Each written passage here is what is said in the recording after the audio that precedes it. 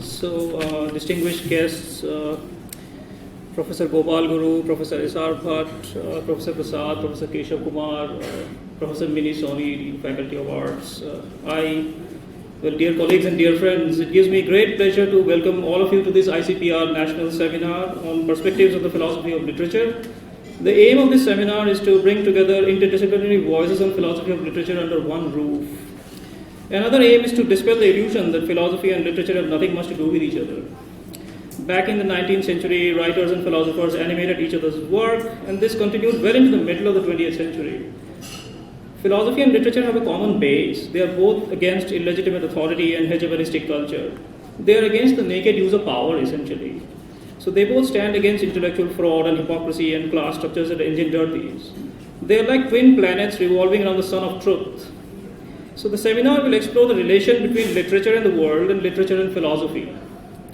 We hope that everyone will emerge from this seminar with renewed confidence and rigor to explore these topics further. Indeed, we thank ICPR for funding this approach in philosophy of literature, because generally when we speak of philosophy, we always hear big things like philosophy of science, philosophy of language, and somehow philosophy of literature gets lost in all this. So it's a great thing done by ICPR that they have funded this whole seminar. I will now introduce our distinguished chief guest, Professor Shivraj Singh Bechain. Well, he is not here, he is just coming.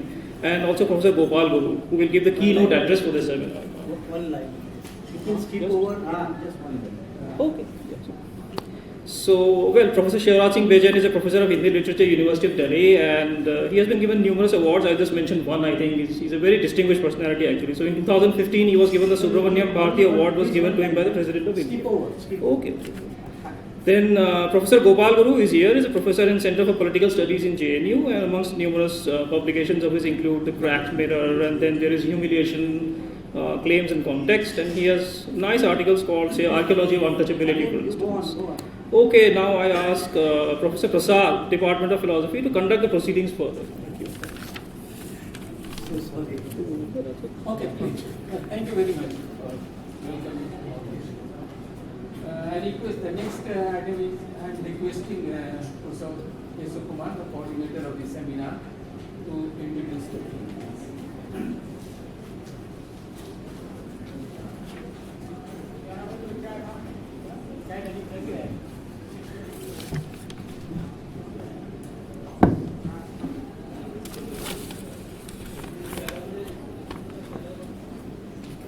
Good morning to everybody. On behalf of the Department of Philosophy, I am welcoming you all. As you know, philosophy is technically and geographically located in the arts faculty and around the languages. But we feel what is the role of philosophy and how far it is have the dialogue with the other discipline, that is a very serious concern. From this thing, of course, each discipline has their own kind of literary criticism, literary theory, but at the same time, I believe that thing it is not much. It is very particularly from the philosophy and a philosophy of literature. I believe still we can explore some more things like that. Then, as you know, literature is displayed in various genres: essays, poems, dialogues, discourse, speeches, treatises and memoirs, confessions, journals, aphorisms, letters, notes of lecture and inquiries. Nowadays it has changed it is the landscape also. It is not only written cultures and oral cultures, visual cultures and also digital cultures. And it is a philosophy at the same time. If you look at the philosophy is the form of arguments, logical analysis and claims for knowledge through the rational understanding. However, historically, philosophy assumed its authority over arts, and you know the debate from the Plato onwards, how they try to see this thing. He's critical about the literature and rhetoric and all. However, but we can see philosophical debates touched upon the issues such as the text, narrative, discourse, context, reception, authority, authenticity, representation. And debate has not only analyzed the language and text, just the text is not only analyzed, but also has its political function, that is makes the importance of the debate. Not only defined the literature, but also philosophy also over the period of time defined. And you know it very well, literature, the role of writers, you know it very well. Literature responds to the crisis of the society and also offers a possible direction to its people by capturing the complexity of social relations and changing the social order. But if you see historically, it is much more, even though philosophically it is argumentative form, theories and talking about the truth and everything, rational understanding, but it is immediately captured the imagination of the public, definitely. It is the writers. We never seen in history the philosophers or it is problem to the state or the other problem, the way it is creating the trouble. Of course, their implications of the philosophy might be there, but we did see. But immediate response from the state and authority of the government or hegemony, the society, very much is respond to the writers and their writings. And I believe writers' role definitely will be there. However, I believe that thing, we try to say the role of philosophy, literature seems to be historical, literature seems to be expressive, attitude of expression, emotions it is there, and where philosophy we try to say it is a cognitive and cognitive value. And however, now with the recent struggles of all over the world and the social movements, they totally redefined the idea of the literature and same as a philosophy. Now, very particularly, Dalit movement, feminist movement, the Afro-Americans, and these kind of movements, they totally change what is philosophy, the domains of the philosophy, and they are contested, and they redefine the domain that is there. That is what's happened all over the world and all. The genre they contested, and also what constitute philosophy, what constitute literature they constituted and all. That means the public, even though these are two intellectual domains, express it differently, and also there is a specific kind of imagination it is there. But we can see the importance of the philosophy and literature in their own domain. Let me say here in the contemporary context, 2-3 thinkers, they try to talk about renewed the debate related to the philosophy of literature, and there we can see the very popular figure is a Richard Rorty. He's a pragmatic thinker. He valued literature against the philosophy. Very interesting. Philosophers, they try to look for the philosophy and argument, they want to have the primacy of the philosophy. He understood it is the primacy of the literature over the philosophy, and he also redefined philosophy as a literature and all. Philosophy as a literature, he debunks the authority of the philosophy and argues for the literary culture. He went on to argue that literature displays religion, science, and philosophy as the preceding discipline of our culture. That means he believed that thing, the way the redundancy in the philosophy it is the place, and also some novelty, innovation of the concept and theories, and this raw material is available in the literature. He believed that thing where literature can be sourced, and from there we can go ahead with the philosophy like that he tried to talk about. The other thinker is Martha Nussbaum. He tried to say this thing, philosophy. He tried to say it is a much more similar kind of argument he tried to extend. It is emotions. It is a literature as a thought of expressions of the emotions. Emotions plays a important role. Emotion thought can make valuable contribution to the moral life. She tried to treat as a literature as a moral philosophy, and that level he tried to. However, the Iris Murdoch, he tried to say that thing. There is no general rule of philosophy in literature, and identifies literature and philosophy as he identifies philosophy and literature as a distinctive concerns and approach and all. However, let me say this thing. Ultimately, what I would like to say, this concern of the philosophy is that, of course, the two distinctive domains, it has its own kind of logic and principles will be there, approaches might be there, concerns might be there, the reception also seems to be different.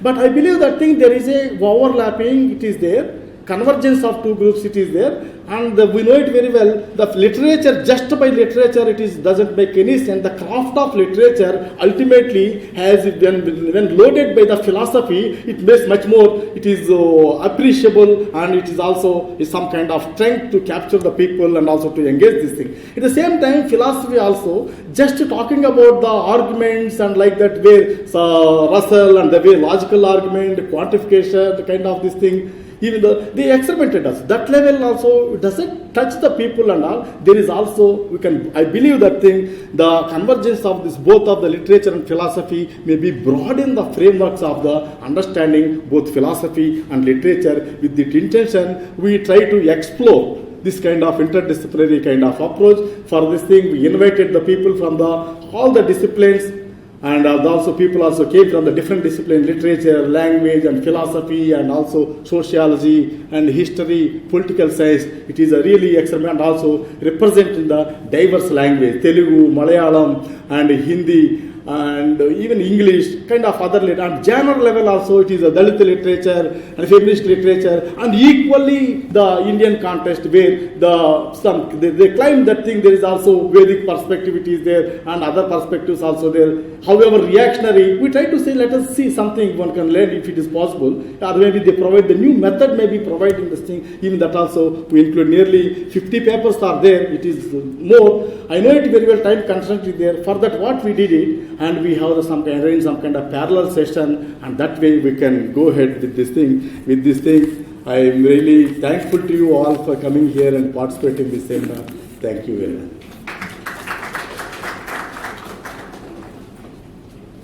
Now I request Professor Gopal Guru to give his keynote address, please.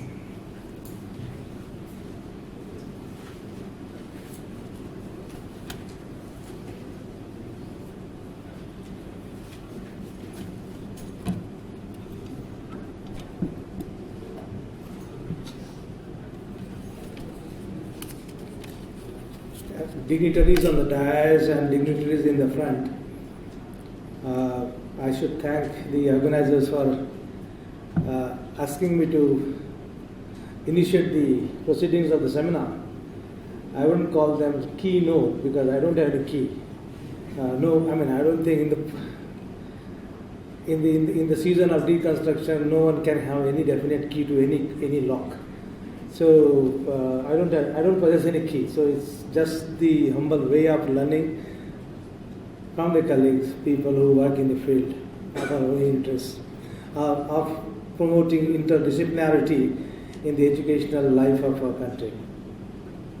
That only means that philosophy alone can't claim to have really that capacity to really unfold to us the complexity of life in our country or country abroad. So I would like to express my satisfaction with the effort that the Department of Philosophy, DU, is making, is to really open an interface between philosophy and other sciences, social sciences. And we who do not really follow philosophy as the vocation of training, we always thought that there was some kind of a gap from both the sides, maintained over a period of time, that these are two different domains and there is no meeting ends, there is no crossover whatsoever. To that extent, I think this seminar is going to make our job easy to really think about the possibility of bringing different streams together in our collective thinking of our life. So I thank Keshav for these efforts. As I said, I don't claim to have trained in philosophy, but I have always felt fascinated to have something to do with philosophy. I don't think we can exist without any kind of philosophical engagement. The very word I utter from my mouth is philosophically loaded already. So the word is already following certain kind of ontology which is introducing me into philosophy. So I'm but sorry if my friend who was introducing us and he wasn't able to introduce because temporality got over the spiritual. And since we are a self-effacing country, we don't really celebrate our own, we don't pat, we are a self-effacing country. Our tradition has been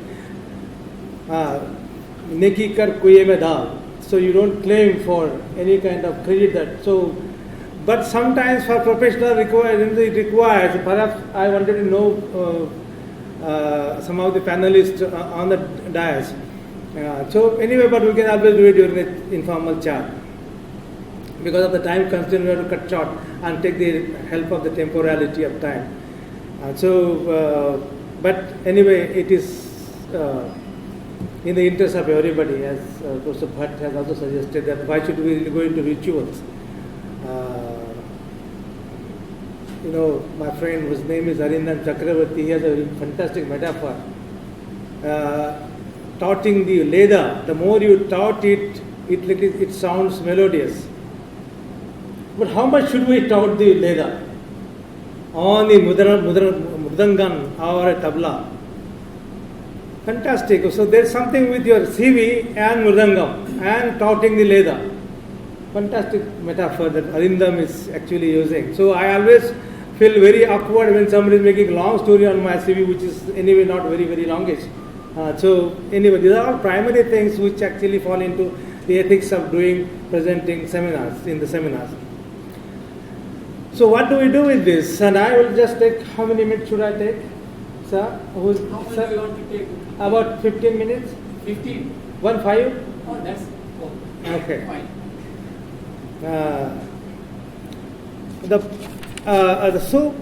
Why should we think about what is the what? I mean, there are three expressions. One is philosophy of literature, philosophy and literature,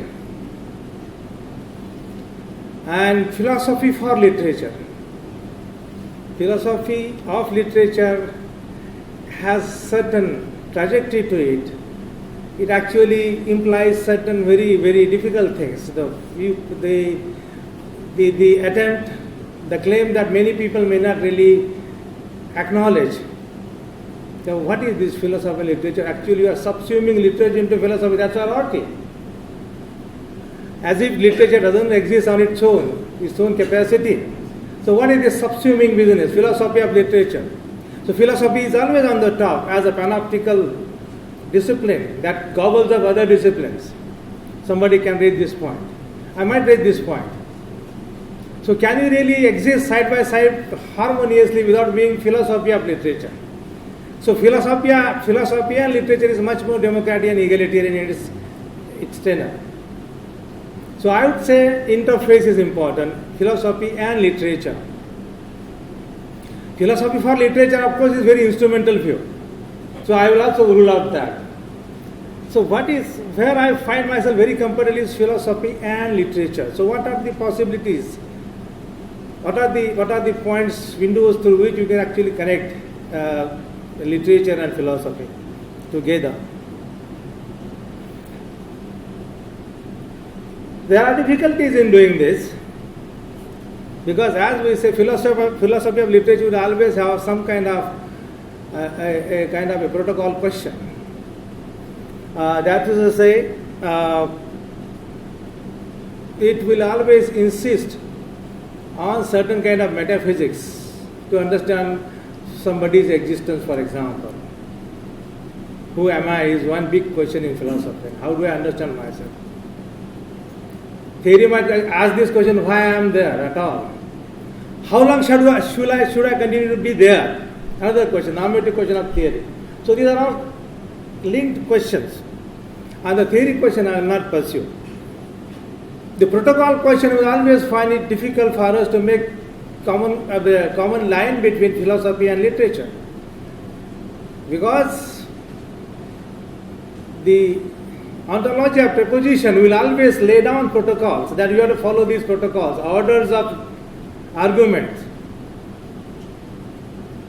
And if literature doesn't follow that protocols, then you cannot marry them together. Marrying them together is not the right word because people may not want to marry at all. So, but that is one difficulty, that you have this problem of protocols and therefore it becomes difficult for literature to have common cause with philosophy. That's one problem. The other problem is impartiality question, particularly in political philosophy. If you are impartial, you already acquire to yourself some kind of authority to sit on judgment. I am impartial, and so I can deliver judgment. I can validate your work. So judgment validity becomes the force of this impartiality. Therefore, judges are very impartial. We should listen to them. Now, if philosophy takes this position to itself, so the literature becomes all the time a candidate for asking for judgment. And so you will not have any kind of, so should we have autonomy to literature is a question. because you always need somebody's validity. And you have seen literary people asking for introduction to their work from the philosophers. Just to give an example. I exist because you certify my existence through your authority and impartiality. So this is another problem of bringing them together in a very useful manner. And the third usual candidate is reason-emotion divide. And Keshav made a reference to that, reason and emotion.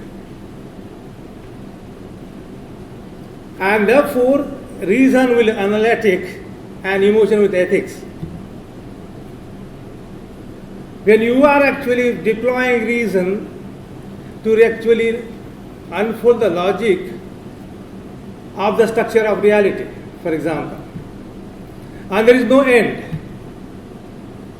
you go on analyzing. But in emotion there is a closure.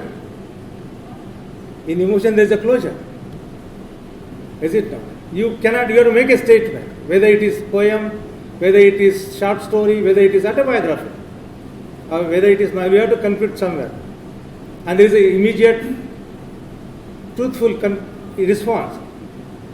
Truthful is immediate, instant response. While reason might follow truth.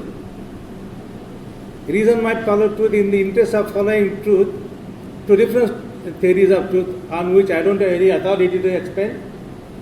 But here in emotion is closure. Therefore, Martha Nussbaum and Rousseau particularly, emotions play a very important role in terms of really making somebody's participation immediately possible in your own life. So these are three major problems to think about the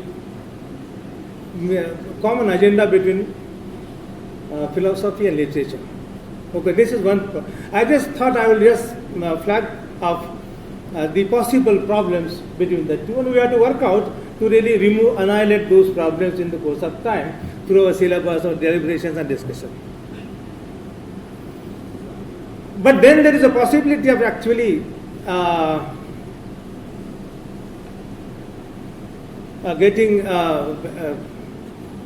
thinking them together. Let me give some easy examples.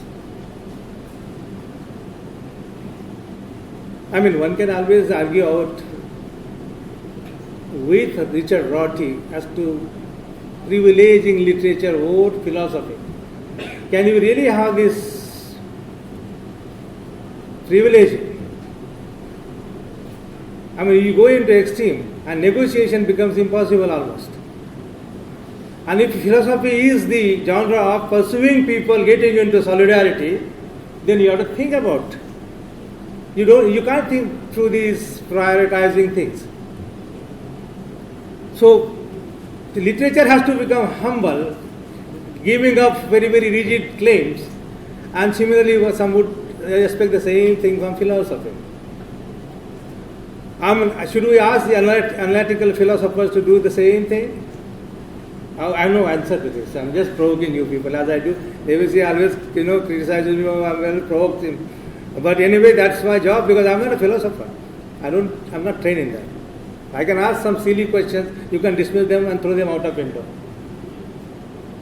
The problem is that then you can bring them together by actually making another point, which, there are 4-5 people.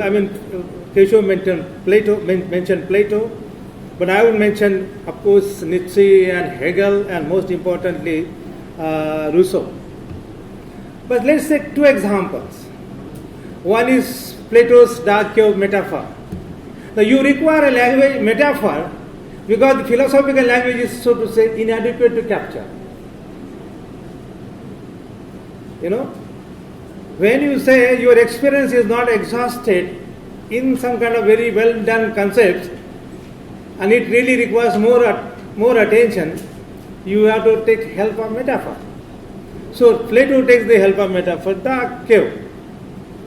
Now how does one really bring that dark cave to talk to our own literary creation, literary works? Now let's say Toni Morrison's very famous expression that the blacks never grow in the eyes of whites. They remain into the dark cave. Do I need to tell you what is dark cave? As far as I can see, it is a cave in which only the women and the slaves stay there, and they actually talk to each other, not through their materiality, through their ontological existence, but through their substituted shadows on the wall. So these shadows never grow. They can grow only in connection with the materiality of that body. To that extent, that is permissible limit. And in impartiality, there is a permissibility involved. Thanks, sir. I was actually trying to increase my voice because of this AC. So you require a light from outside, which is a philosopher king, to make the life of these people in the dark reasonable. But there are Dalit writers who say, look here, those Dalits are in the dark cave. But there is one light which has gone out, whose name is Ambedkar. He goes out and comes in with the light. You might call it enlightenment or all that. But Plato's philosopher king doesn't come into the dark cave. And that divide is always maintained. That's why philosopher king, logical necessity. One example. What about, I've just quoted Toni Morrison and then I quoted Barbara Bagul's literature. Jawami Dhatule, when I actually conceal my caste, you are not allowed to grow. You are actually drop all the time. And therefore this philosophy of modernity, another metaphor like a sand. However hard you try to clean that sand into your fist, the sand will actually slip through your fingers. Tragic way. And similarly for women, the story of women is not different at all. The moment, if it is a dry sand, and the more you try to clinch it in your fist, it will slip through your finger. Modernity claims do the same thing. So you are always in the dark. So this is one problem. One way of looking at making philosophy and literature together, and the owl of Minerva is a paradigmatic. As the dark cave also is paradigmatic. It can open up in different ways. Similarly, owl of Minerva. How do I look at this? Metaphor, literature. Hegel is using it so prominently and very, very productively. Productively is not the right word because it's not a utilitarian. So you have owl of Minerva, a paradigmatic case. How do I understand? In literature, Namdev Dasa's poetry, the owl flies only in the dark, painting grey over grey differently. That means you are not doing anything extraordinary, same thing. Your literature is same. Your thinking is same. There is nothing, no way out. There is nothing different. So these are issues that one can bring these things together in terms of the metaphor. This is one possibility of bringing them together. But should we therefore have metaphors and no conceptual language? I would not take subsidized satisfaction in really being happy only with the metaphor. You have to have some conceptual stuff with you. Because, particularity has to be made amenable to the universal only through the conceptual. And that is our task of doing it. Okay, about reason and emotions. Can we really bring these two things together? Martin Nussbaum's reference of media. I'll just make small point. Are you giving me the cheat? Professor Prasad? Yeah. Are you giving me the cheat? No. No, I am not giving Okay. I become suddenly self-conscious, Okay. I think you are very self-disciplined. Either gaya. Waiting. So, what kind of role should a person play in terms of bringing emotions and reason together? I would like to make only one submission here.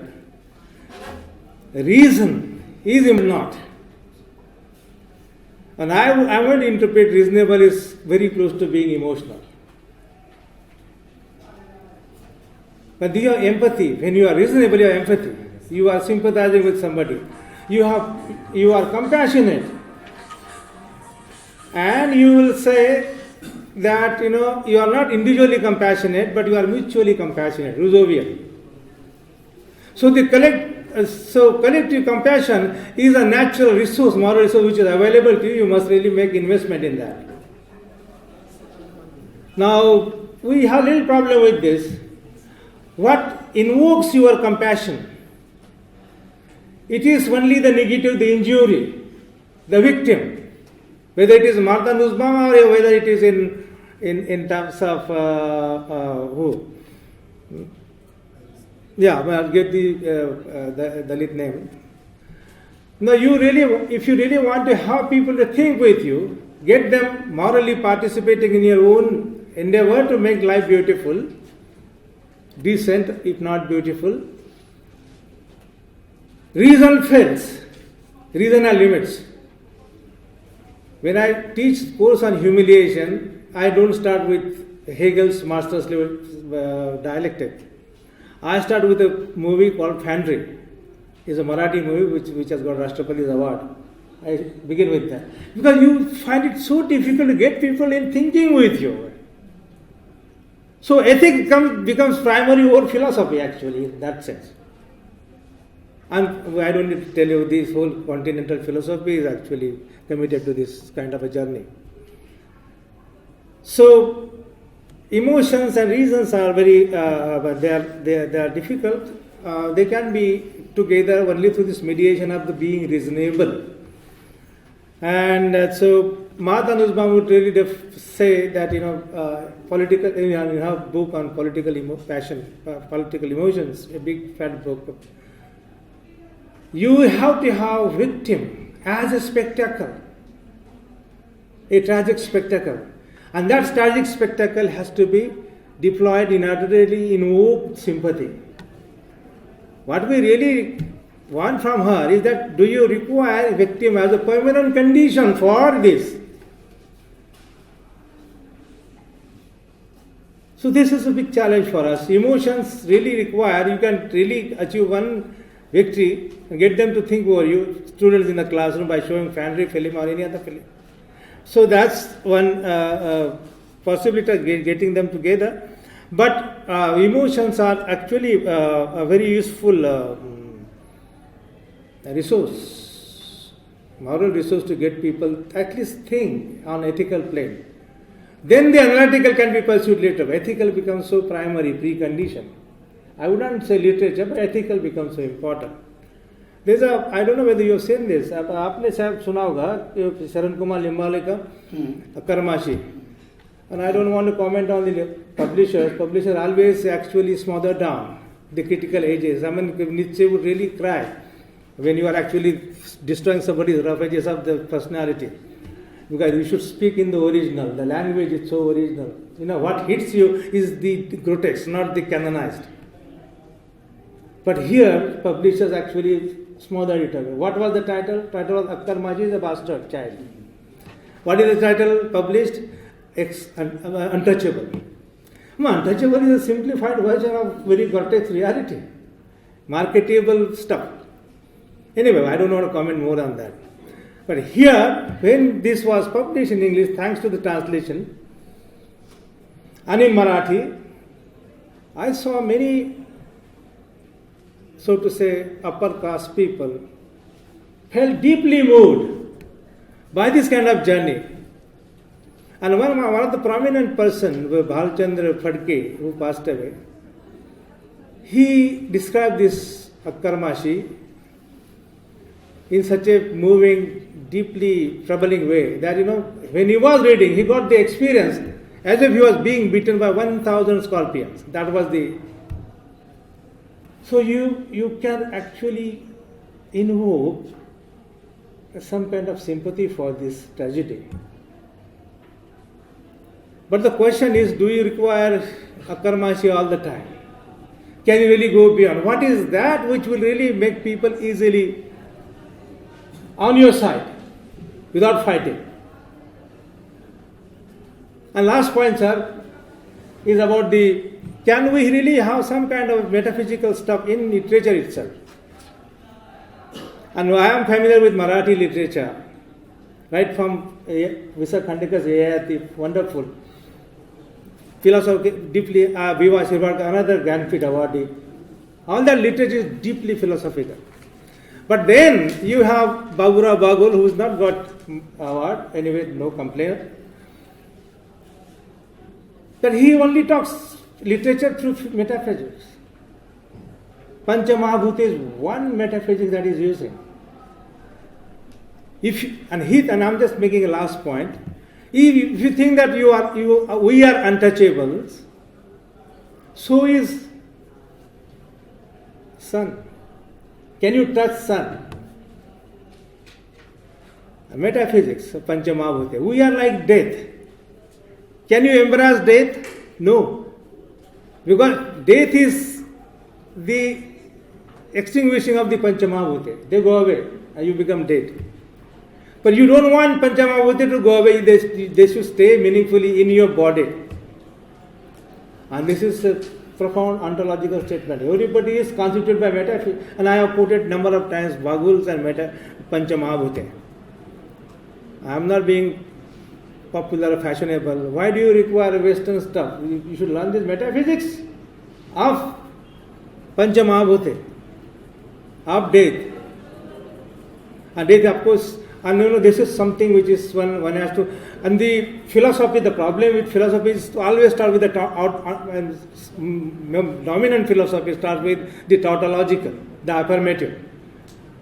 But Dalit literature, feminist literature, black literature necessarily starts with the negative, death metaphor, as a example of metaphysics. But I think I am ultimately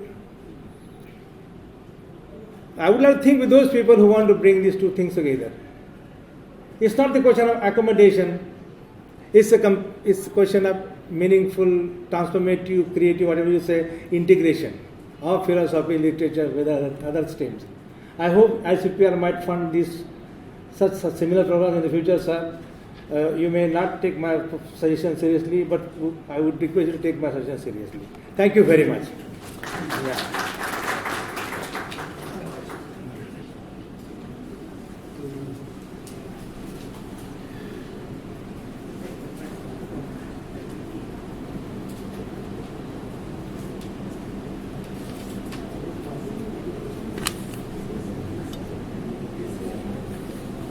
My salutations to all.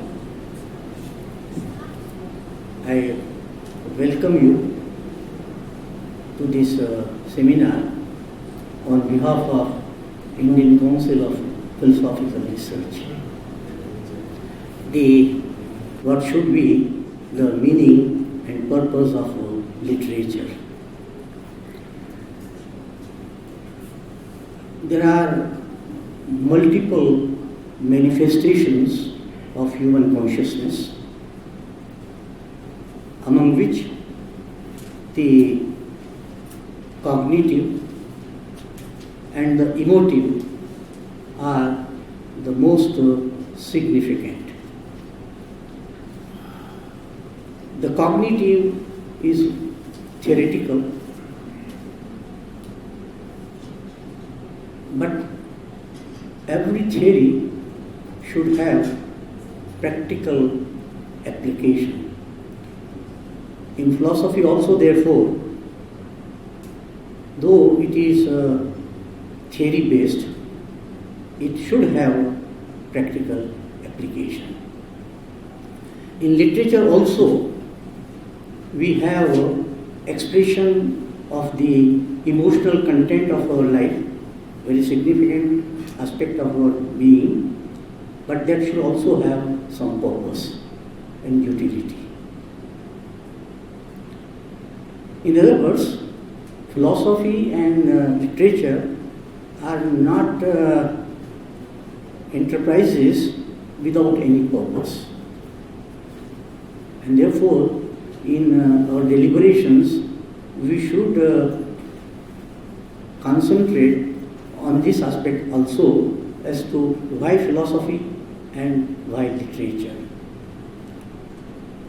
Philosophy, to my mind, is a systematic reflection on our lived experiences with the view to be profited therefrom.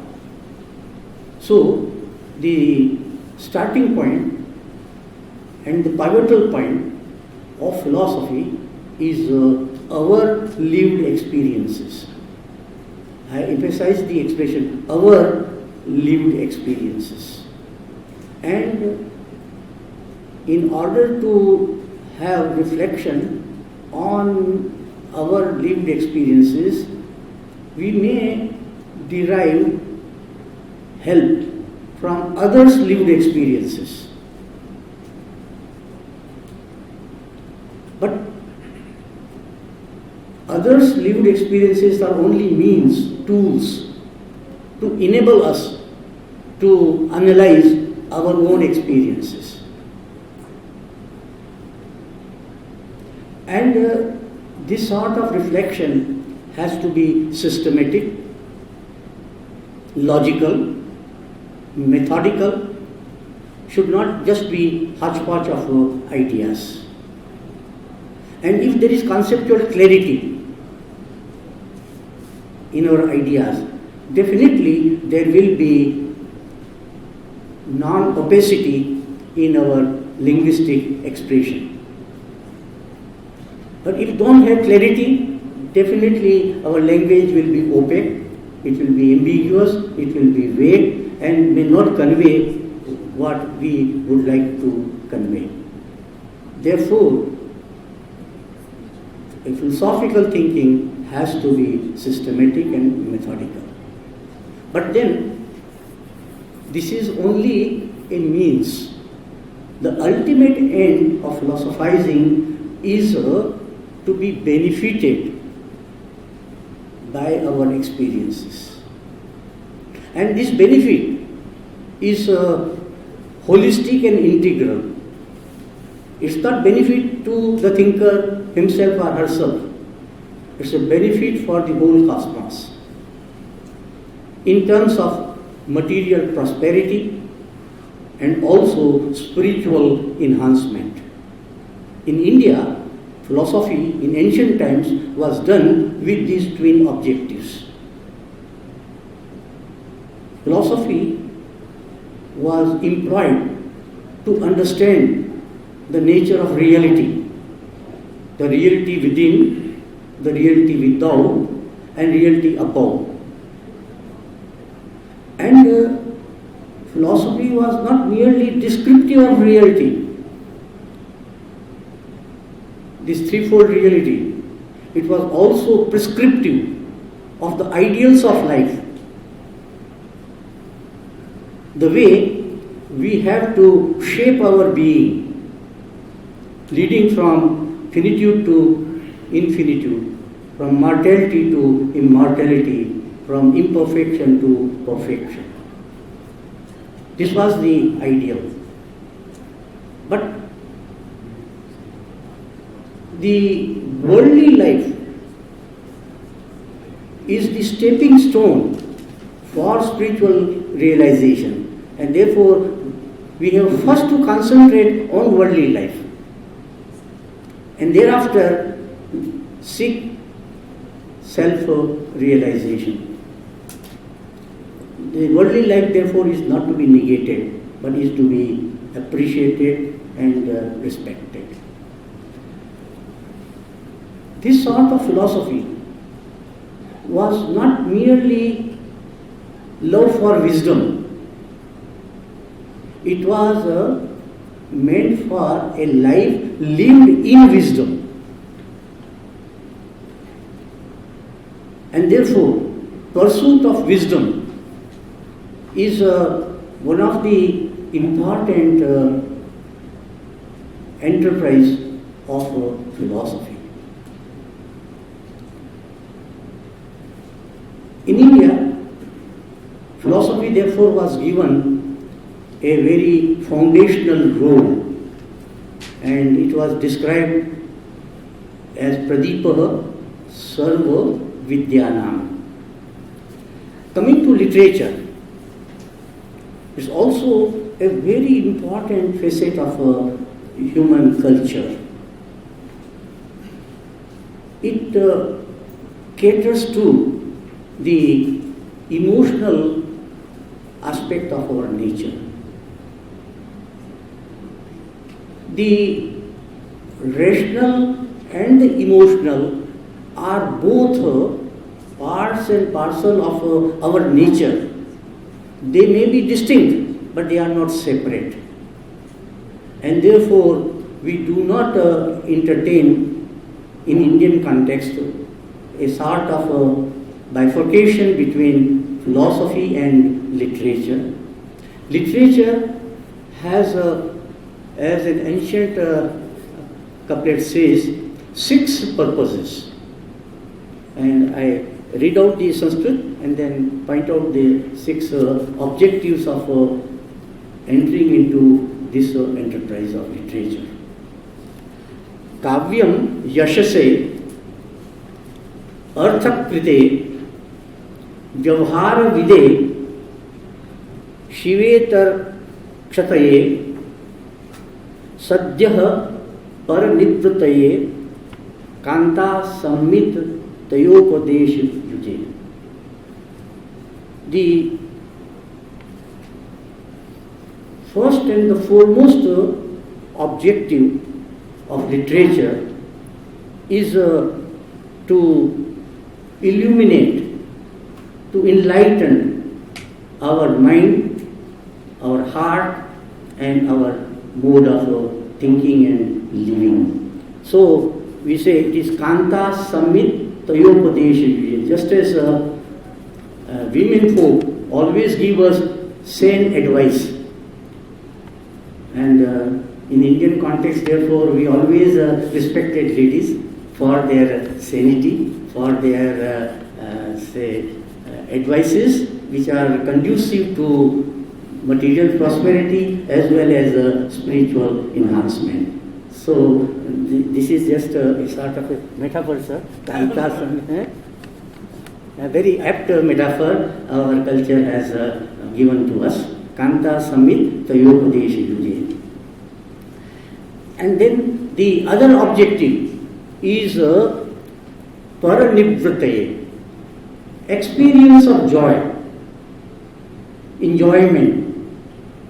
Literature has to be joyful and should be joy-yielding so that we can relish it. Literature should also give us such advice as to be protected from calamities, from sins, from evil doings. So, Shivetara Kshataye. This is another objective. Still one more objective is Vyavhara Vide. We must lead a meaningful life, a purposeful life, a life in mutual caring and sharing, an ideal mode of living. So Vyavhara Vide. It gives us the wisdom to lead a worthy life. A life, as I said, lived in wisdom. And then it should also be a medium of earning livelihood. So through because literature is helpful to earn, and therefore if it is say popular and if it is widely circulated, definitely in terms of royalty we also get money. Literature is a means for that also. I know a friend of mine who was professor of philosophy. He resigned from his job. He is a top novelist of Kannada literature, and he is earning much more than what he would have earned as a professor of philosophy. So literature also is meaningful for earning livelihood. And Yash, it also enables us to get some sort of prizes, some sort of recognition, and so forth. But all this is possible if and only if we make a distinction between a populist writing and a writing which can be called as classics. A populist writing may have momentary recognition and may serve some limited purpose, but a classic is that which is of a perennial value.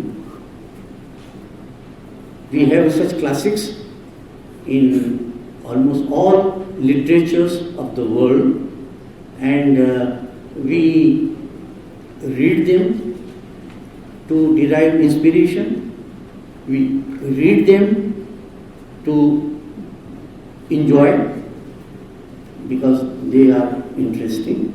So a classic is that which is of a perennial value. And a classic is also that which puts forth ideals of life, so that we may derive some lessons from them and shape our living in a more worthy manner. And the third characteristic of a classic is that it must lead us to enlightenment, free from all imperfections, free from all sufferings, all limitations. So it is joyful and it is joy-yielding. In the West, following Plato, there was some sort of cleavage between philosophy and literature, poetry. And that tradition continued for quite some time till the arrival of Kant and subsequently Nietzsche. But in India, we never had that sort of cleavage. Philosophy and religion went hand in hand. We have philosophy and literature. We have philosophy in literature. We have philosophy of literature. Aesthetics is philosophy of literature. We have philosophy propounded, for example, in epics like Ramayana and Mahabharata. So we have philosophy in literature. And we also have philosophy and literature mutually reinforcing.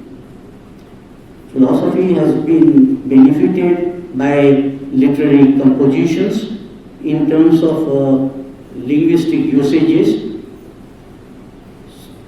Sometimes deep and subtle philosophical ideas can't be expressed directly. Then we take help of metaphors and simile. So in Indian philosophy, for example, Upma is one of the means of knowledge, and for that literature becomes quite handy to us. So, and likewise, a good literary piece will be that which has a message to convey for meaningful living, and therefore philosophy and literature are not to be divested. They must be looked at as complementary to each other.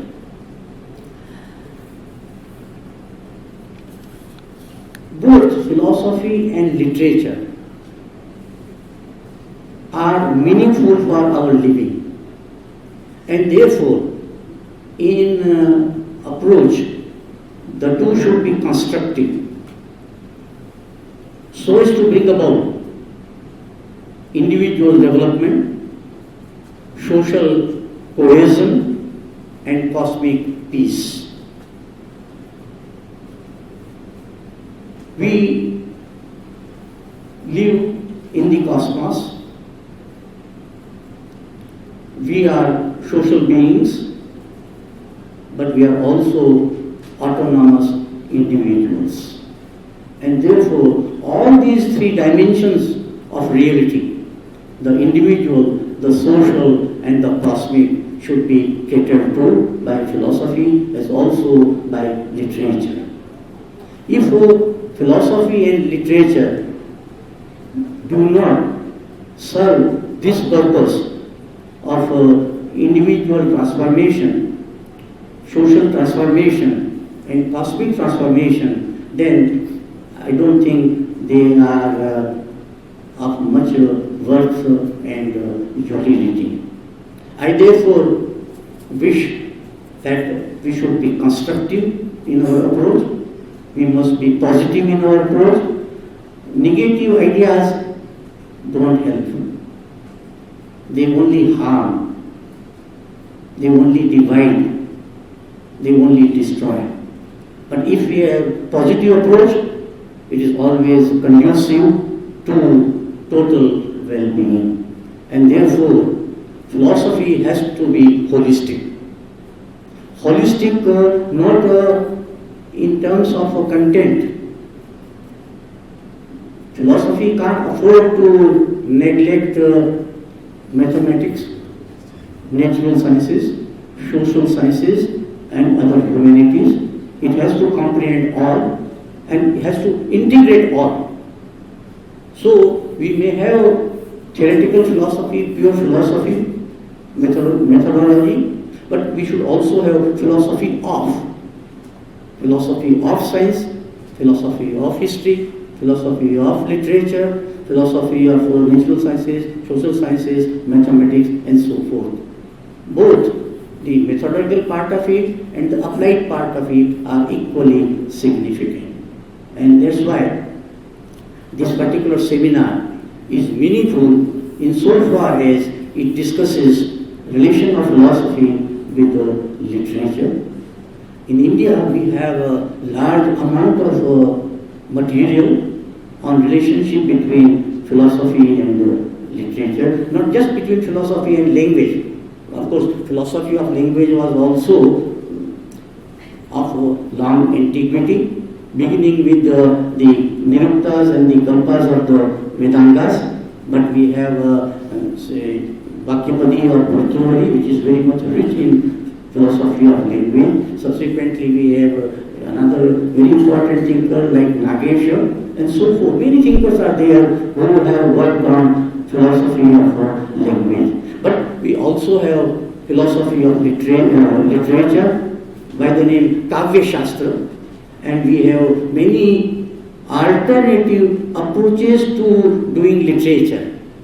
And therefore we have many schools in Kavya Shastra. Some of you might be familiar with Alankar, Dhvani, Rasa, Vakrokti, and so many other approaches. In fact, Indian thought, as I have been saying, is not divisive. It is holistic and integral. And therefore, we insisted that there can be alternative approaches to everything. Alternative approaches to reality, alternative approaches to knowledge, alternative approaches to value seeking, and therefore Indian culture has been most tolerant culture in the world because of this approach of appreciating the alternative modes. And if we can cherish that sort of understanding in contemporary times, I think this will be India's most salient contribution to world civilization and world culture. I hope this seminar will be positive and constructive in its approach and analysis, and will be meaningful to guide individuals, society and nation. Topic perspectives of philosophy of literature seems all-encompassing, and yet the nuances in the concept paper are quite evident. The rationality and logic of philosophy mingles with the otherness of literature. So does the history of philosophy, which includes the authority in the Western episteme of Plato, Marx, Freud, and the post-structuralists Derrida and Foucault, and also Indian philosophy, which, as the concept paper tells us, has been the domain of privileged social groups.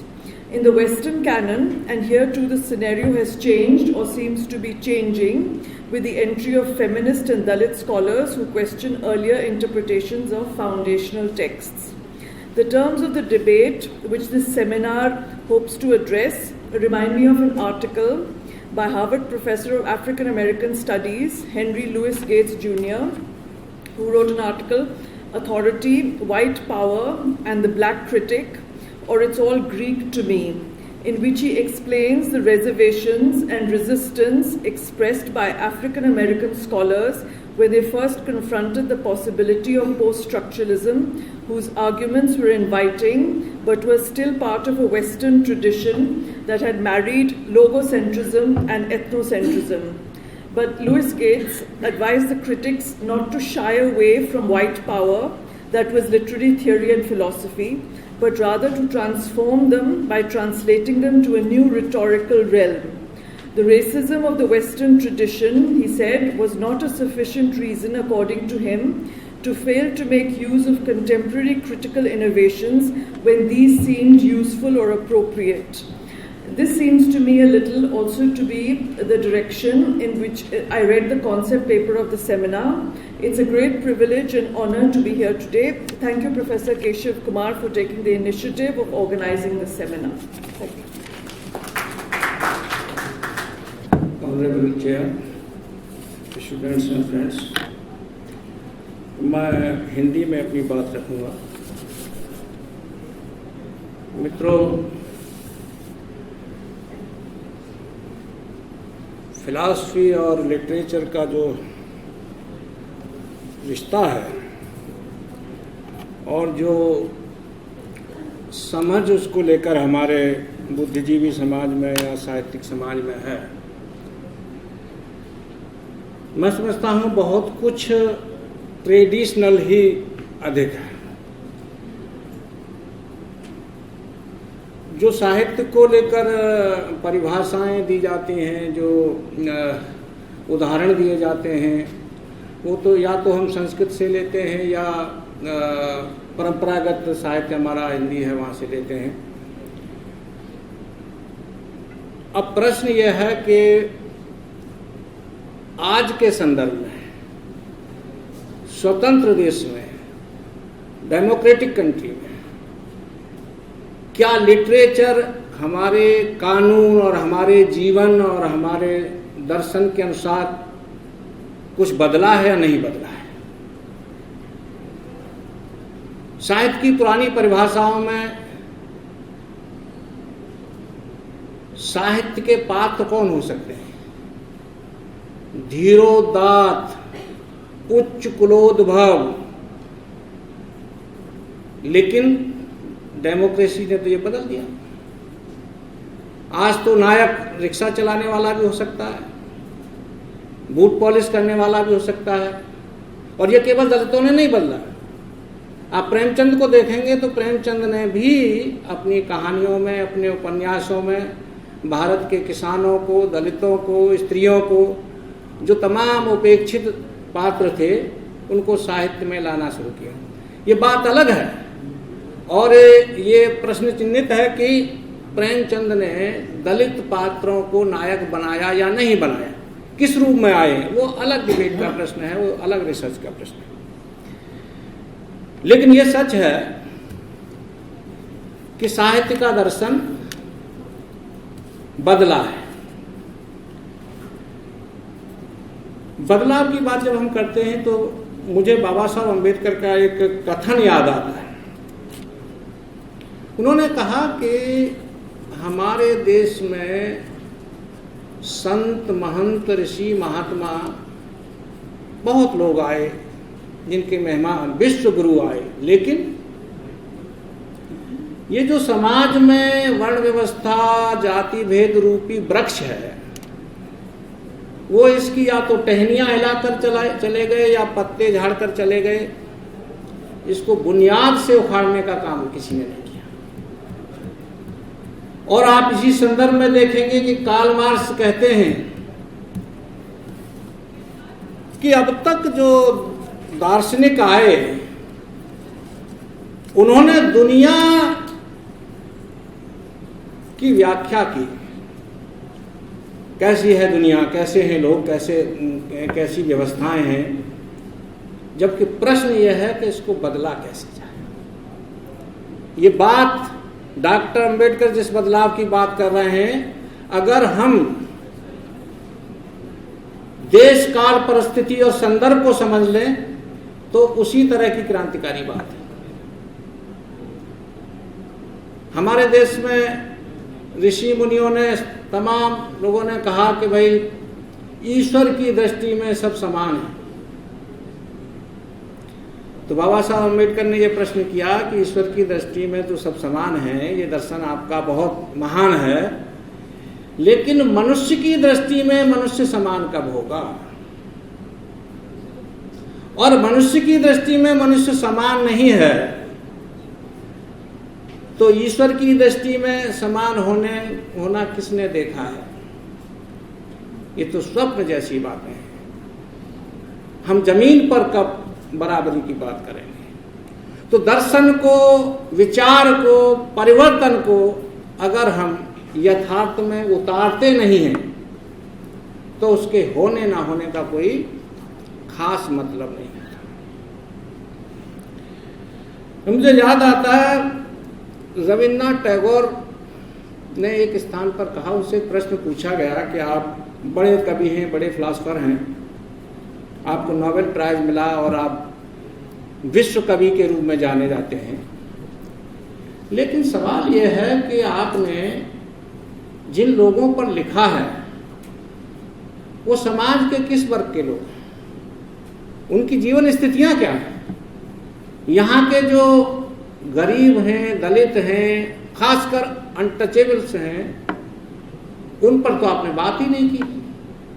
और जब ये लोग जागेंगे,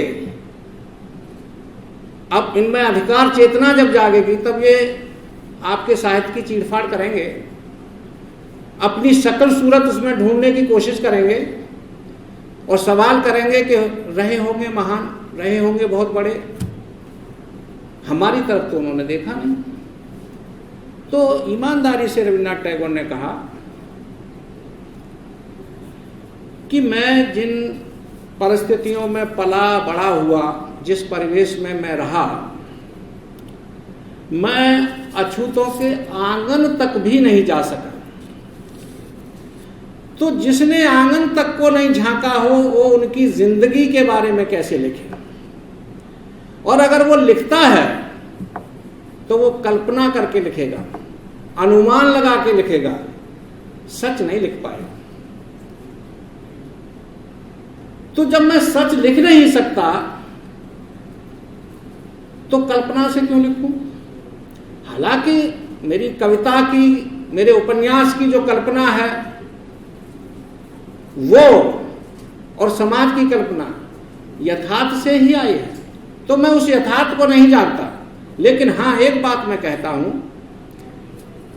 कि मैं आंखें खोले कान लगाए लगातार उन झुग्गी झोंपड़ियों की तरफ देख रहा हूं कि वहां से कोई आएगा, और जब वो आएगा और सच बताएगा तो उसे संसार सुनेगा, और तब मेरी जरूरत नहीं होगी।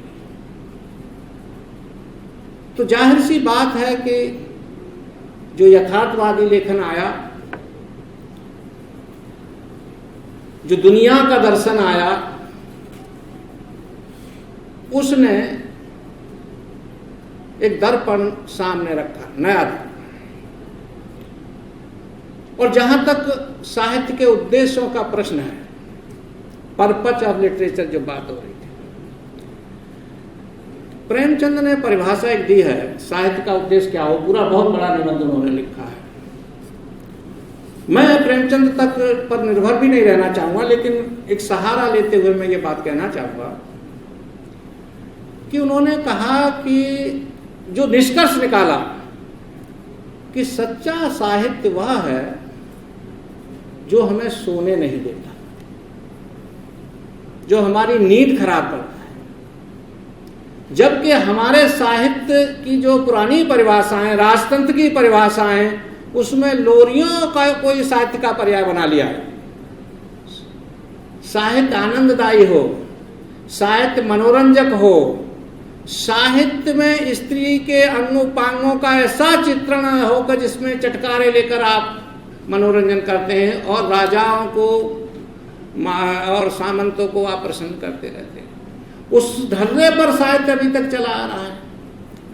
तो इतना पतित साहित्य और इतना गैर लोकतांत्रिक साहित्य, तो उसके पर्पज से आज के लोकतांत्रिक साहित्य का या साहित्य की अपेक्षा रखवाने वालों का क्या भला हो सकता है।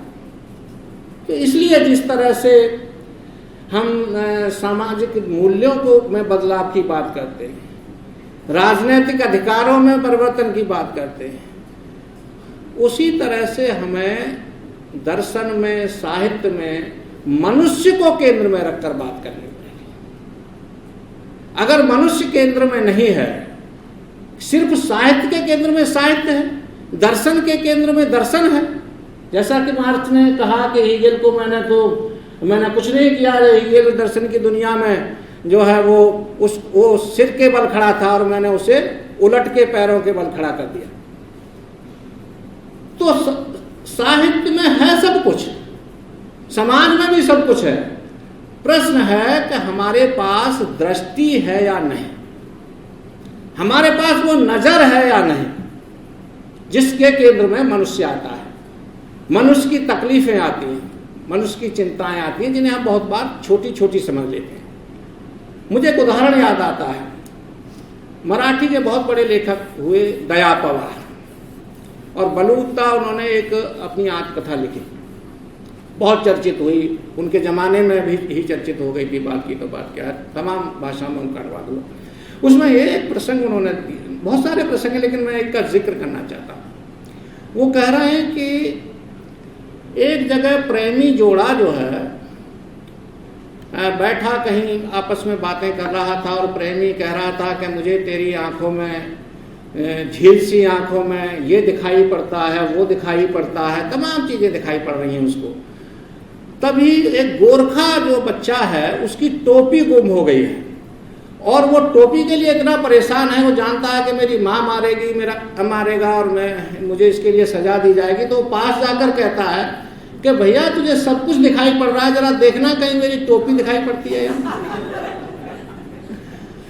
तो दया पवार कहते हैं कि जो आपको बहुत मामूली समस्या लग रही है, हो सकता है उसकी वो केंद्रीय समस्या हो, बड़ी समस्या हो। तो उसी तरह से हमारे साहित्य में अगर जीवन की, अब जैसे मान लीजिए एक प्राइमरी शिक्षा का प्रश्न है, आप कहेंगे तो बहुत छोटी सी बात है, कोई ऑक्सफोर्ड पढ़ने थोड़ी जा रहा है बच्चा, लेकिन जिस देश में बच्चे की शुरुआती पढ़ाई नहीं हुई है, काखा गा या ABCD जिसने नहीं सीखा है, उसके लिए वो PID से बड़ी समस्या है, वो बुनियादी समस्या है। आप वहां से नहीं सोचेंगे तो बड़े परिवर्तन की बात नहीं सोच पाएंगे। और साहित्यकार का काम क्या है? साहित्यकार का काम ही है कि आप छोटी छोटी चीजों की ओर आपका ध्यान खींचे। मैं एक और उदाहरण आपको दूंगा।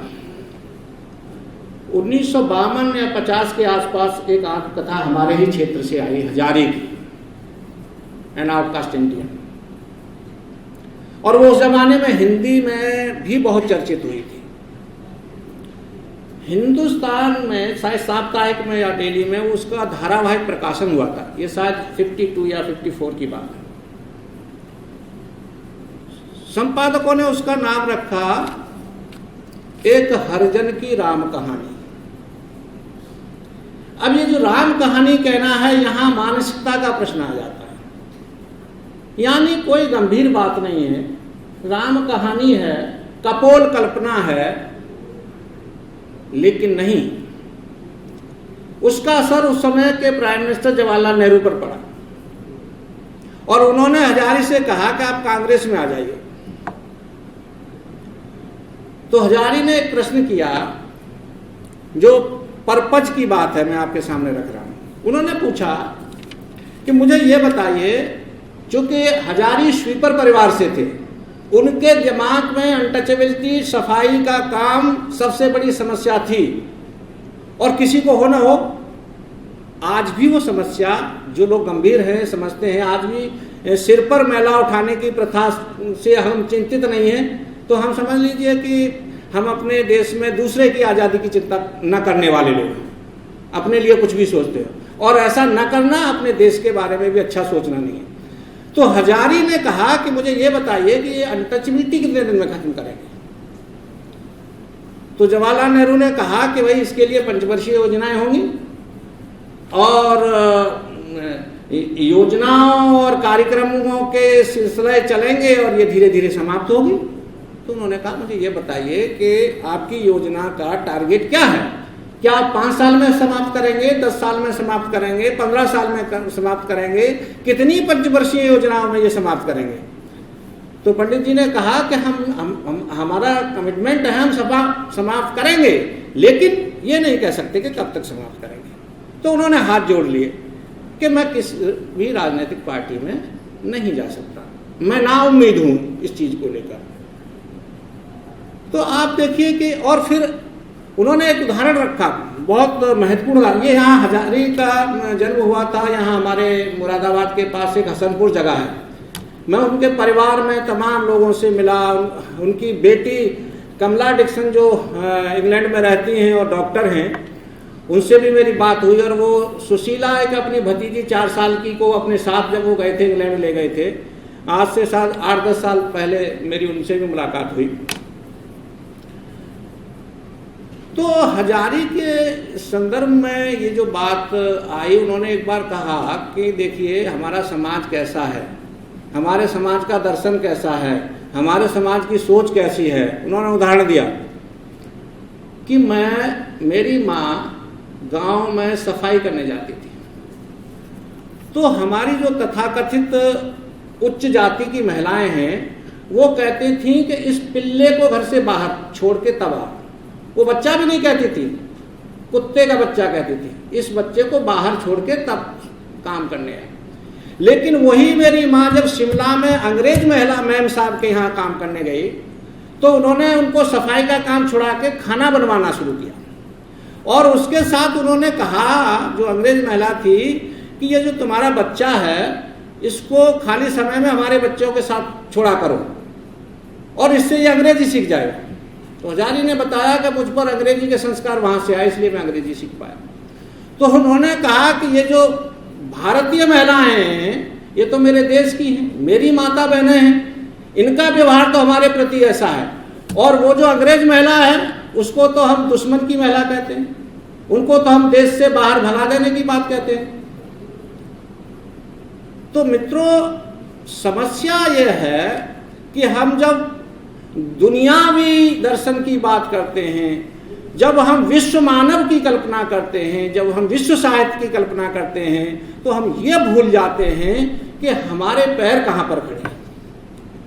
हमने जो जमीन तय की है, हमने जो रास्ते बनाए हैं, उन पर कितने लोगों को हमने चलने दिया है, हमने क्या सोशल जस्टिस किया है अपने लोगों के साथ। और साहित्य दर्शन कहीं अलग से थोड़े जाएगा, वही तो है, वही तो एक्सपीरियंस ही तो साहित्य है। मुझे समय बता दीजिएगा, उस हिसाब से मैं अपनी बात समय के हिसाब से तो हम लोग आधा घंटा लेट चलते हैं, लेकिन आप बोलिए। हाँ, चलिए, धन्यवाद धन्यवाद धन्यवाद। अब जब आत्मकथाओं में की मार्फत जो साहित्य आने लगा, मराठी का भी गोपाल गुरु जी ने जिक्र किया था, शरण कुमार लिम्बाले का, हमारे मित्र हैं। शरण कुमार लिम्बाले की कहानी कहती है कि माँ दलित है, पिता जमींदार है, लिम्बाले। हमारे इतिहास में शायद सत्यकेतु की कथा, इस तरह की कथा मिलती है, जहां वो ऋषियों के बीच में खड़ा होकर अपनी माँ से कहता है कि मेरे पिता, वो ऋषि बताओ जिसने मुझे जन्म दिया है, मेरे पिता का नाम बताओ। अब जिन लोगों ने बाबा साहब अम्बेडकर को पढ़ा है, उससे प्रभावित हैं, या मार्क्स को पढ़ा है, या इनको न पढ़ा भी है, तब भी जो लोग अपने लोकतांत्रिक मूल्यों में विश्वास करते हैं, जो हमारा परंपरागत साहित्य, इसमें ईश्वर की दृष्टि में समानता की बात करने वाले लोग, मानववादी लोग, वो सब अगर एक बात कहते हैं कि मनुष्य बराबर है, प्राकृतिक रूप से, फिर कानून के रूप से, तो हमारे देश में जब कानून के सामने दलित अपनी समस्या लेके जाता है, एक उदाहरण मैं आपको दूंगा आत्मकथा से।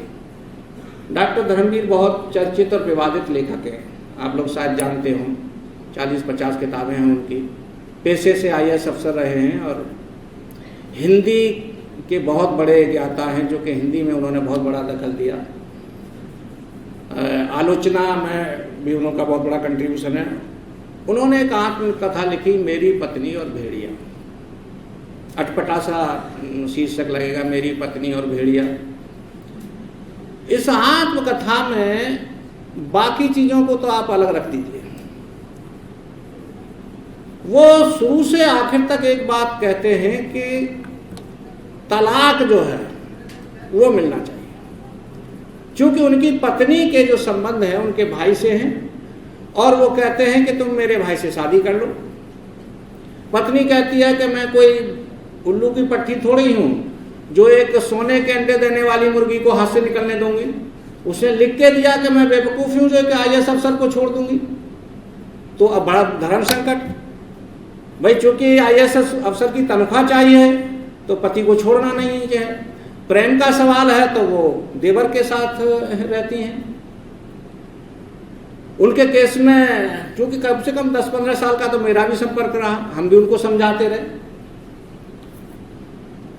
अब जब जज के सामने वो जाते हैं तो मैं कहूंगा कि मानसिकता किस तरह से काम करती है।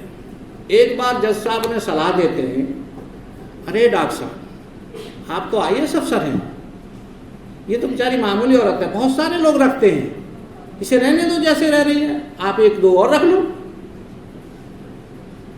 तो धर्मवीर इस पर बिगड़ते हैं, वो कहते नहीं, मैं रहूंगा तो शादी करके रहूंगा, तलाक दे के रहूंगा, लेकिन मरणोपरांत वो उनकी पत्नी की मृत्यु भी हो गई। 15 साल कोर्ट में केस चलता रहा, और ये मेरी पत्नी और भेड़िया एक तरह से कोर्ट केस की ही तारीखों का दस्तावेज है। ये बात लिखी कि हर दिन की कहानी है। तो प्रश्न यह है कि कई स्तरों पर साहित्य अपना काम कर रहा है। अब तक का जो साहित्य था उसमें जीवन के प्रश्न नहीं आते थे, उसमें सपने आते थे, मनोरंजन आता था, इस दुनिया में हम कैसे जिएंगे, हमें बराबरी कैसे मिलेगी, हमारा उत्पीड़न कैसे रुकेगा, हम कैसे उस मनुष्य को बदल दें जो उत्पीड़क है। साहित्य सीधा हथियार तो नहीं चलाता, साहित्य एहसास कराता है। तो ऐसी रचनाएं, अपीलिंग रचनाएं जो मनुष्य को बदलने के लिए मजबूर कर देती हैं, जो बहुत एहसास कराती हैं कि भाई हम जो कर रहे हैं वो गलत है। इसीलिए कहते हैं कि साहित्य का जो प्रभाव है, दबाव है, वो अपरोक्ष रूप से चलता है। साहित्य कानून नहीं है, जो बाध्यकारी बनाएगा कि आपको ये काम करना है। लेकिन ये भी बात तय है कि दुनिया में किसी भी समाज में कोई भी विकास बिना साहित्य के हो नहीं सकता। आप आर्थिक विकास करेंगे, आप राजनीतिक विकास करेंगे, वो टिकाऊ नहीं होता। इसीलिए बाबा साहब अम्बेडकर ने एक बार ये बात कही थी कि मार्क्स के दर्शन के आधार पर जो सोवियत यूनियन में क्रांति हो रही है 1917 की, अक्टूबर 1917 की, ये टिकाऊ नहीं होगी। उन्होंने ये भी कहा कि क्रांति कहते किसे हैं, बाकायदा एक निबंध लिखा उन्होंने बहिष्कृत भारत में, डिफाइन किया उन्होंने, और वो लिखते हैं कि अगर हमारे विचार नहीं बदलते हैं अंदर से तो ऊपर से थोपा हुआ कोई भी बदलाव टिकाऊ नहीं होता। और यही हुआ हमारे देश में, हम देख सकते हैं। अब दर्शन जो, जैसे अब बौद्ध दर्शन का प्रश्न दलित संदर्भ में एकदम जुड़ जाता है। ये बात बार बार कही जाती है कि धर्म परिवर्तन दलितों के लिए एक विकल्प के रूप में आया, और लेकिन इधर हिंदी क्षेत्र में तो कई सवाल बौद्ध दर्शन पर भी उठे। खुद डॉक्टर धर्मवीर ने, हंस एक पत्रिका है राजेंद्र यादव निकालते थे, उसमें 3 लेख इस प्रश्न पर लिखे। पहली बात तो यह है कि ये सारे ही धर्म दर्शन मनुष्य को इस दुनिया से ज्यादा दूसरी दुनिया का लालच देते हैं। जैसे सनातन धर्मी कहते हैं कि इधर आइए और हम आपको मोक्ष देंगे, हर कोई रखे बैठा किसी ने कुछ। जैनी कहेंगे कि हम आपको कैवल्य देंगे, जैनी बन जाएगी, यानी यहां कुछ देने के लिए नहीं है, जब आप यहां नहीं रहेंगे तब आपको कैवल्य देंगे। बौद्ध कहते हैं आइए निर्वाण देंगे। अब आस्था और विश्वास तो ये कहता है कि जो जैनी है वो अपना उसको मानता रहे, और सनातनी है उसको मानता रहे, और बौद्ध है उसको मानता रहे। लेकिन जब तर्क सामने आता है, जब लॉजिक का प्रश्न उठता है, तो ये सब खारिज होते हैं। डॉक्टर धर्मवीर कहते हैं कि अगर बौद्ध धर्म वैज्ञानिक है तो इसमें पुनर्जन्म क्यों होते हैं? बुद्ध के कितने ही जन्म होते थे? दूसरा प्रश्न यह उठता है कि भगवान बुद्ध क्या अस्पृश्यता का अनुभव करते थे? क्या उन्होंने इस चीज को महसूस किया था? एक स्थान पर राहुल सांकेतकर ने लिखा कि बुद्ध के संग में जब मजदूर लोग गए तो उन्होंने कहा कि आप पहले साहूकारों का कर्जा उतारिए, उसके बाद वापस संघ में आइए। तो उसको पढ़कर मुझे एकदम स्ट्राइक की ये बात कि वो कर्जदार कौन रहे होंगे? जमींदारों के बेटे तो नहीं रहे होंगे, वो तो दलित और अछूत समाज के लोग ही रहे होंगे। और कर्जा भी क्या होता था? मैं पढ़ता हूं कि 1 शेर अन्न दे दिया और 5-5 पीढ़ियां उस पर काम करती रही जमींदारों की। 1 शेर अन्न पर उतरता ही नहीं है। बिहारी लाल हरित एक बहुत बड़े कवि हुए हैं, 50 किताबें लिखी, और उन्होंने एक कविता लिखी थी कि बेटे का दादा का कर्जा पोते पर नहीं उतरने पाया और 1 रुपए में जमींदार के 70 साल कमाए, यानी 70 साल तक कंटिन्यू 1 रुपए का कर्जे में पीढ़ियां गुजरती रही। तो फिर बुद्ध के उससे किसका कल्याण हुआ? अब चूंकि कोई विकल्प नहीं दलित के सामने, इसलिए बाबा साहब ने बुद्ध धर्म अपना लिया, तो हम सब लोग चल पड़े। लेकिन तर्क ये कहता है कि अपना भी धर्म तलाश लेना चाहिए। वासन ने किताब लिखी a vanished Indian religion, Ajivika, awareness in religion कि जो मक्खली गोसाल हैं ये तो बुद्ध के समकालीन ही नहीं, बुद्ध के साथ है। ये 3 दार्शनिक बिहार से आए, बुद्ध, मक्खली और महावीर, तीनों बिहार के थे और तीनों एक साथ थे। झगड़ा यह हुआ कि बुद्ध ने कहा कि स्त्री हमारे साथ नहीं रहनी चाहिए। संघ में भी उन्होंने स्त्री का प्रवेश बहुत लंबे समय तक वर्जित रखा और जब दबाव बना गया था तो उन्होंने ये बात कही कि अब इसकी उम्र 500 साल कम हो जाएगी स्त्री के आने से। और मक्खली ने यह कहा कि मैं बगैर स्त्री के नहीं रह सकता। उन्होंने कहा हमारी परंपरा में स्त्री पुरुष साथ चलते हैं। आप देखेंगे हिंदुओं के तमाम ऋषियों से कोई स्त्रियों को दूर रखते हैं, लेकिन दलितों के कबीर देखिए पत्नी के साथ चलते हैं, रैदास देखिए पत्नी के साथ चलते हैं, मक्खली पत्नी के साथ चलते हैं। तो अब सवाल यह है कि हमने या बाबा साहब ने ऐसा धर्म क्यों अपनाया, ऐसा दर्शन क्यों अपनाया? अब इसका जवाब तो वो होते तो देते, लेकिन हम ये देखते हैं और बल्कि सोचते ये हैं कि शायद जिस तरह से उन्होंने बहुत सारे विचार अपने बदले थे, जैसे उन्होंने लेबर पार्टी को तुरंत शेड्यूल कास्ट फेडरेशन में तब्दील किया था, इस तरह हो सकता है कि वो धर्म को भी वो छोड़ दे, लेकिन चूंकि वो नहीं है और वो छोड़ते या ना छोड़ते ये बहस का अलग मुद्दा है। मेरा प्रश्न यह है कि बाबा साहब जिनका परिवार कबीरपंथी था और जिन्होंने अपनी अनटचेबल पुस्तक रैदास, चोखा मेला और नंदनाथ इन 3 को समर्पित की थी, उन्होंने रैदास का संत मत क्यों नहीं स्वीकार किया?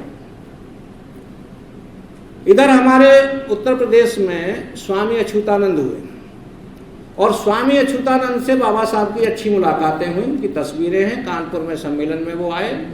अब चूंकि उम्र में 22 साल बड़े थे, हाँ ठीक है, 1-2 मिनट, उम्र में बड़े थे इसलिए वो उनसे पहले गुजर गए, लेकिन स्वामी अच्युतानंद और बाबू मंगूराम पंजाब में, इन दोनों ने बराबर ये बात कही कि हमें अपना धर्म अपनाना चाहिए। जिस दिन डॉक्टर अंबेडकर ने बुद्ध धर्म ग्रहण करने की घोषणा की, उसी दिन बाबू मंगूराम ने कहा कि मैं पंजाब में अंबेडकर को घुसने नहीं दूंगा। तो ये सारे नायक दलितों के ही हैं, लेकिन अंदर वैचारिक कितना द्वंद्व है, कितने अंतर विरोध हैं, उनको समझकर और इस दिशा में जो साहित्य आ रहा है उसका सदुपयोग करने का प्रश्न अभी वाजिब प्रश्न है। समय हो गया है। मैं इन्हीं शब्दों के साथ आप सब लोगों का बहुत बहुत धन्यवाद करता हूँ।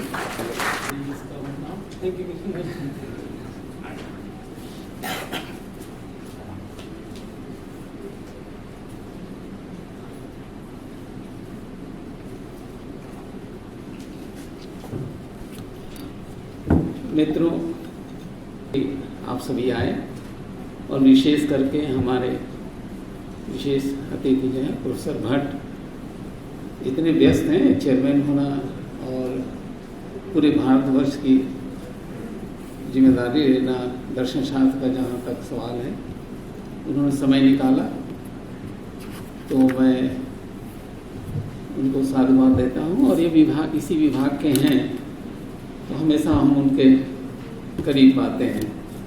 बड़ा योगदान है हम लोगों के सृजन में। डॉक्टर साहब ने आतिथ्य स्वीकार किया और हम लोग बस ये भय रहता था कहीं ऐसा ना हो कि कहीं और किसी ने आपका जो है कहीं अपहरण कर लिया हो, तो ये बड़ा तो हाँ कोई बात नहीं है, लेकिन हम लोग चाहते थे हमारे संकाय प्रमुख जो हैं प्रोफेसर साहनी ने भी किरदार किया और प्रोफेसर गुरु भी थे यहाँ। तो ये सब लोगों ने इस जो इनॉग्रल सेशन है उसको इसकी शोभा बढ़ाई और बड़ी दिशा दी।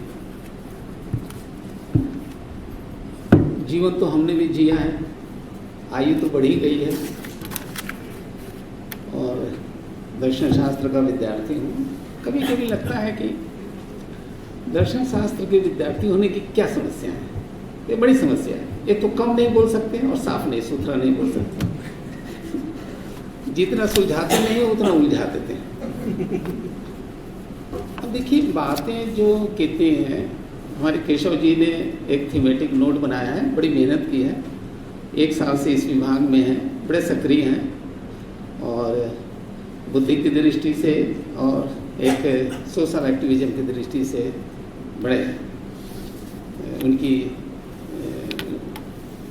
जो प्रतिभा है वो काफ़ी एक तरह से कहा जाए तो वो प्रशंसनीय है। ये आसान काम नहीं है, एक समाज बनाना आसान काम नहीं है। बड़े बड़े चिंतक पैदा हो, चाहे दलित हो चाहे ब्राह्मण हो, चाहे जो इन्हीं ब्राह्मणों ने ऐसी ऐसी अपशब्द का प्रयोग किया ब्राह्मणों के लिए। यह छूत की समस्या केवल ईश्वर मानव के बीच नहीं है। डॉक्टर साहब ने जितना बढ़िया लेक्चर दिया, इतना बढ़िया लेक्चर दिया, सभी ने बढ़िया दिया। भट्ट साहब ने देखिए कितना बढ़िया सारी चीजें दिया, हमारे गुरु साहब ने दिया, केशव जी का वर्णन है, हमारे सानी जी ने भी कहा। मैं कहता हूं कहां है बुद्ध ने कहा कि तो डिठ राग बन जाता है। बुद्धि ने हजारों बात कही, बीबी को छोड़ दिया, बड़ा अन्याय किया। एक ने किसी ने 2 बीबियां रख ली, 4 बीबियां रख ली, किसी ने एक भी नहीं रखी, एक को जो मान लीजिए। बहुत अच्छी चीज है, अच्छी क्या चीज है, किसकी क्या परिस्थिति है, किसकी कितनी संस्कृति है, कितना उसका सेल्फ का डेवलपमेंट हुआ है। संसार में कोई चीज नहीं है, कभी संविधान कभी नहीं जो चाहे टर्फी कर लूं, कभी नहीं कर सकता यदि सेल्फ का उसका डेवलपमेंट नहीं होता। और सेल्फ का डेवलपमेंट तब क्या होता है, बृहदारण्यक उपनिषद पढ़ते इतनी बढ़िया बातें कही गई हैं जो कि ब्राह्मणिक लिटरेचर का नाम है, दलित समाज का तो इतने पढ़ावले हैं। वो कैसे हुआ, सेल्फ का डेवलपमेंट कैसे हुआ, कैसे बनाए आपको, कौन है हमारे लिए, सेल्फ का डेवलपमेंट का फायदा क्या हुआ, आप चाहते क्या है। एक नमुद्री पाद जो है सारस्वत ब्राह्मण को, चाहे सरयुपाणी ब्राह्मण को या कानिगुप्त ब्राह्मण को सबसे नीचा मानता है। मैं नहीं जानता कि सब कास्ट में तो विश्वास ही नहीं करते थे। और इस तरह से देखिए, एक तो पैदा होते समय जो दलितों का काम आता है, जिस माँ ने जन्म दिया उस जन्म दिलाने में जो हमारे यहाँ के चमाइन कहते थे उसको हटजन ही हुए ना वो लोग उस समय। आज के शब्द जरा अच्छा नहीं लगता, इसी चीज शब्द अच्छे नहीं होते, अर्थ बदल गया।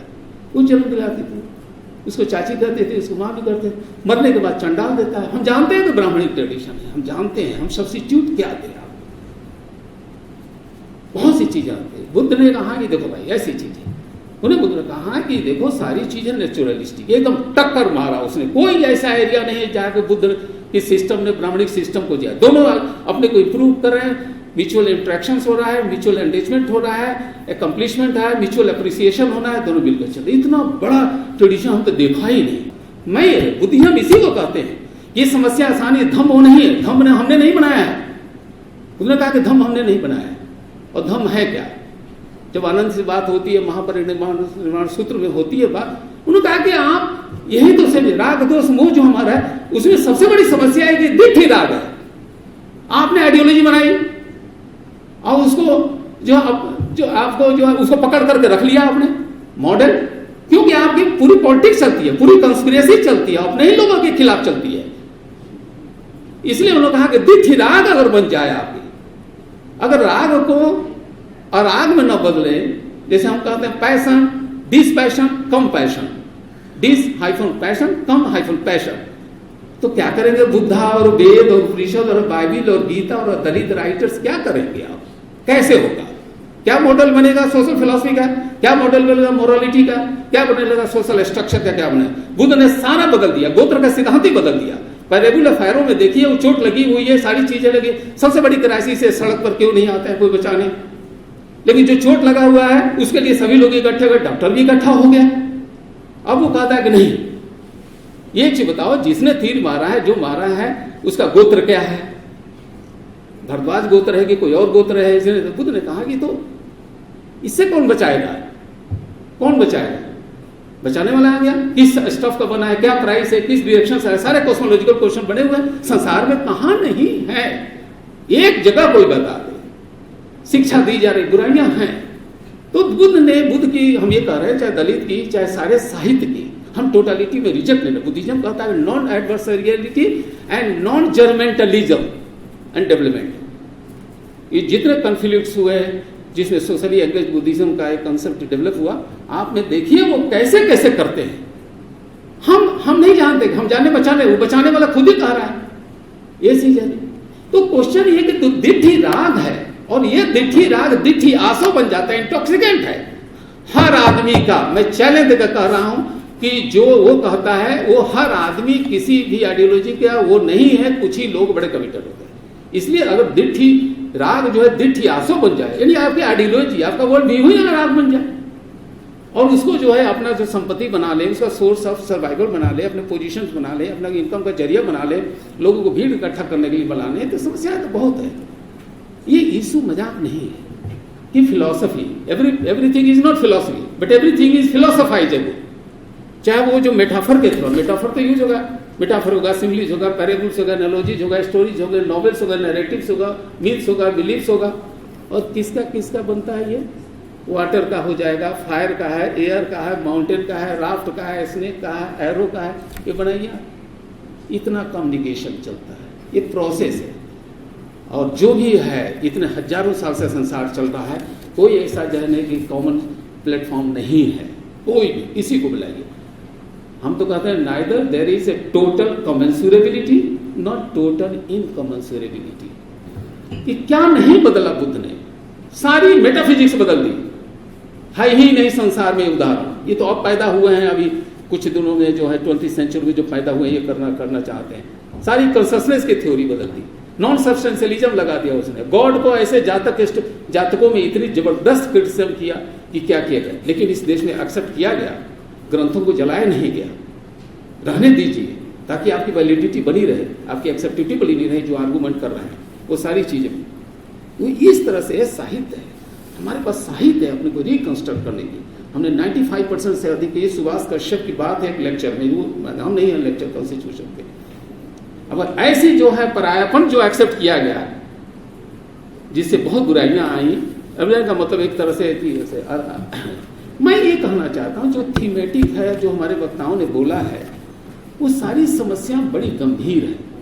और इंटेलेक्चुअल्स को, हम सभी इंटेलेक्चुअल्स को इसको फोकस करना चाहिए कि हम करते हैं, बहुत सुधरे हैं, कम नहीं सुधरे।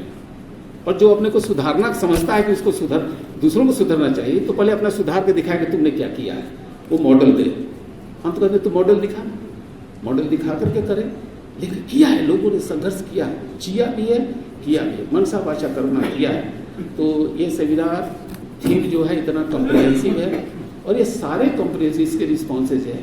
और हमारी संस्कृति अभी भी बहुत अच्छी है, दुनिया की हर संस्कृति की एक्सेप्टेबिलिटी आज देखिए। लेकिन ये नहीं चलेगा कि दिल्ली विश्वविद्यालय में भारतीय दर्शन नहीं पढ़ाया जाएगा, केवल जो है कंटेम्पोररी इशू पढ़ाया जाएगा, ये भी हमने नहीं एक्सेप्ट किया। ऐसा तो नहीं हो सकता। आप चिंतन कीजिए और दर्शन को एक दिशा दीजिए। रिसोर्सेज तो मेरे पास हैं, अब तो विश्व हमारे सामने है, रिसोर्सेज है। धन्यवाद बहुत बहुत।